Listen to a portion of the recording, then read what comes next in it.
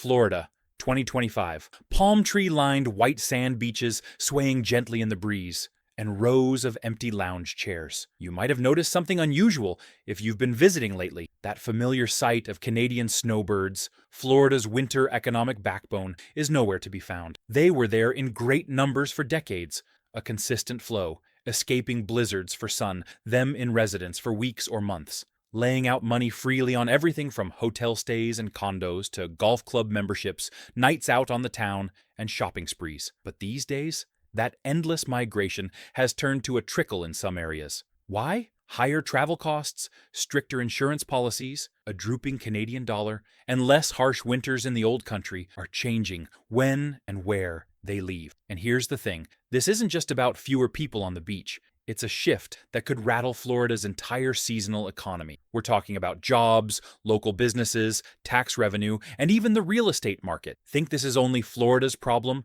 Think again. It's a red flag for tourism all across the U.S.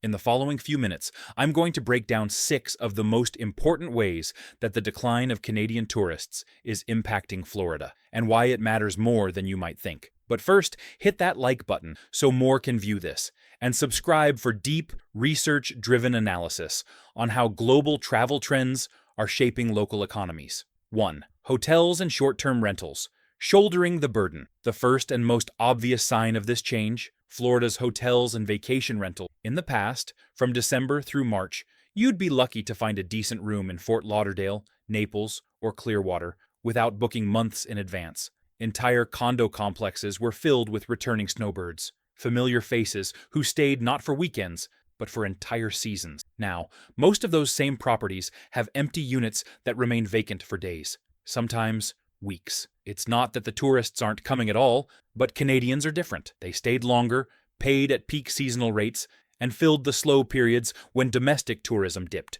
Without them, hotels are striving to substitute long, lucrative stays with shorter, less lucrative visits. Short-term rental owners are hurting too. In Marco Island and Sarasota, property managers say units that used to sell out through February, the peak month of the year, now go weeks with no bookings. For them, that's not just a hole in the calendar. It's lost income that used to pay mortgages, taxes, and upkeep. Bottom line, Canadians weren't just part of one of Florida's mobs of tourists. They were the backbone of Florida's winter hotel economy. And if they're not here, the cracks are beginning to show already. 2. Restaurant and hospitality job cuts. And if the hotels are hurting, so are the restaurants. For years, Canadian snowbirds didn't just fill hotel rooms, they filled tables. From Naples' beachfront seafood stands to Fort Lauderdale breakfast restaurants. Canadian snowbirds were the lifeblood of Florida restaurant crowds for what otherwise would be the year's dullest months. And this is the secret. These tourists were not eat-and-run clients. For many of them, dining out was a daily routine. They lingered over morning coffee, caught up with friends over long, casual lunches, and dined on elegant dinners 2 or 3 nights a week. That sort of consistent, dependable business helped restaurants hire for a full shift, stock up on fresh ingredients, and invest in advertising. With fewer Canadians around, seasonal eateries are cutting back, reducing hours, closing more days a week, or in some cases, closing for stretches. And that has ripple effects far beyond the owners themselves. That means fewer shifts for waitstaff, bartenders, kitchen staff, and even delivery drivers. A late shift might not be a big deal, until during otherwise peak profit season, it derails an entire income strategy for hospitality workers. In neighborhoods like Key Largo and Clearwater Beach, some part-time seasonal workers are leaving the business entirely because the hours just aren't there. And here's the ugly domino effect. Fewer staff means slower service, which infuriates the customers who do arrive, driving them away and deeper into the slump. For Florida's tourism industry, losing Canadian visitors is not a matter of unfilled seats at tables. Lives are tied up with filling them. 3. Local businesses and retail losing top customers. Stop by any Florida outlet mall from January to February, and you might have almost set your watch by it. The ubiquitous hum of English and French Canadian accents, shoppers with arms full of packages. For some snowbirds, a Florida winter wasn't complete without some serious shopping therapy, and they weren't window shopping. Canadians earned a reputation as big spenders, purchasing golf clubs, beachwear, jewelry, electronics, and even common household items that they say are more affordable there than here. Because they tended to stay for weeks or months, these were not isolated splurges. They were repeated buys, bringing consistent revenue to local businesses.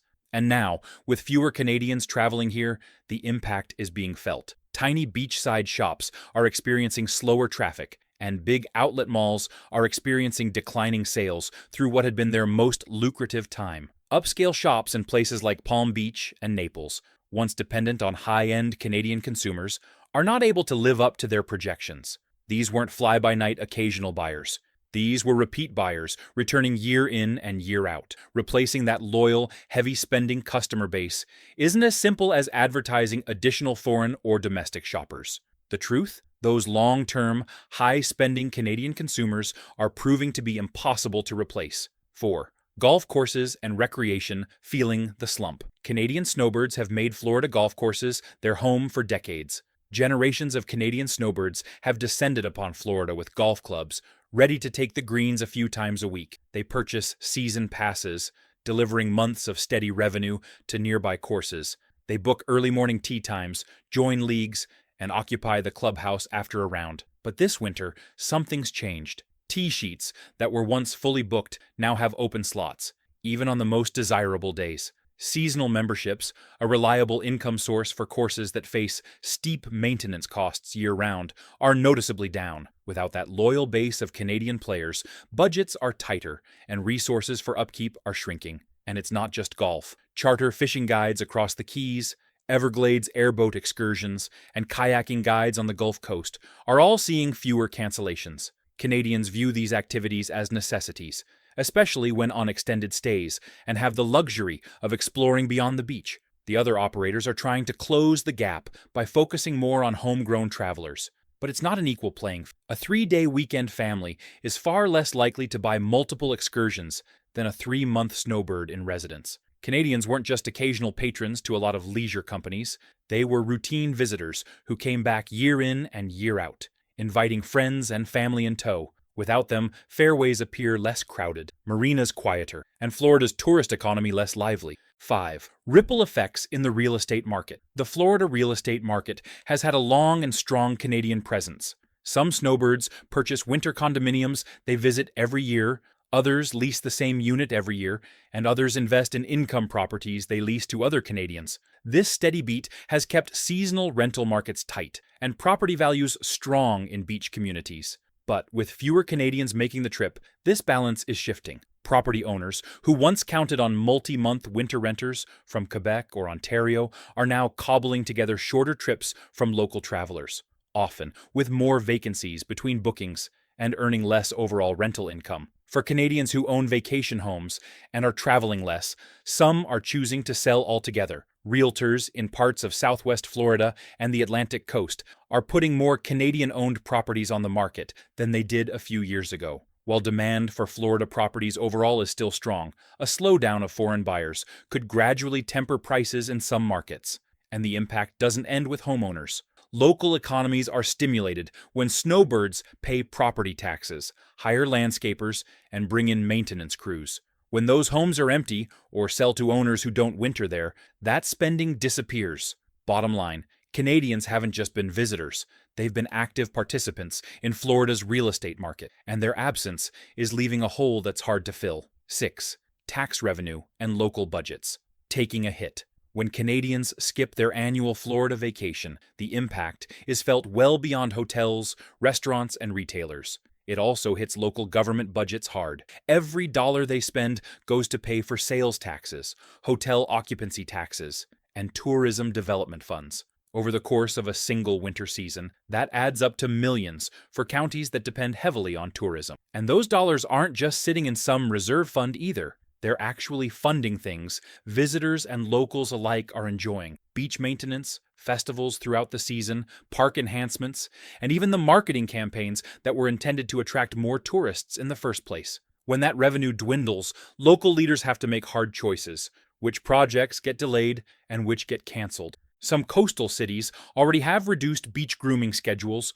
or delayed infrastructure improvements that keep public spaces in top shape. In small cities, shrinking tourism dollars can mean less funding for public safety at big events, or fewer dollars for community programs that keep downtown areas thriving. And here's the real concern. This is not a one-season problem. If fewer Canadians come back year after year, the reduced revenue becomes the new normal. That forces towns to slash permanently or find alternative funding, typically by raising local taxes. In short, when Canadian visitors disappear, it doesn't just change who you see on the beach. It changes what your local government can afford to do. A larger wake-up call. Florida's beaches are still picture-perfect, but behind the palm trees and sunshine is a creeping problem. When a segment as loyal and profitable as Canadian Snowbirds begins to vanish, it's an alarm bell, not just for Florida, but for the entire tourism industry. What's happening here could very easily happen anywhere. So what do you think? Are Canadians disappearing from your patch of Florida? Or do you have a theory about what's driving the change? Share your ideas in the comments. And if you want more deep dives into how global travel trends are reshaping local economies, be sure to like and subscribe, because the next big shift might already be coming.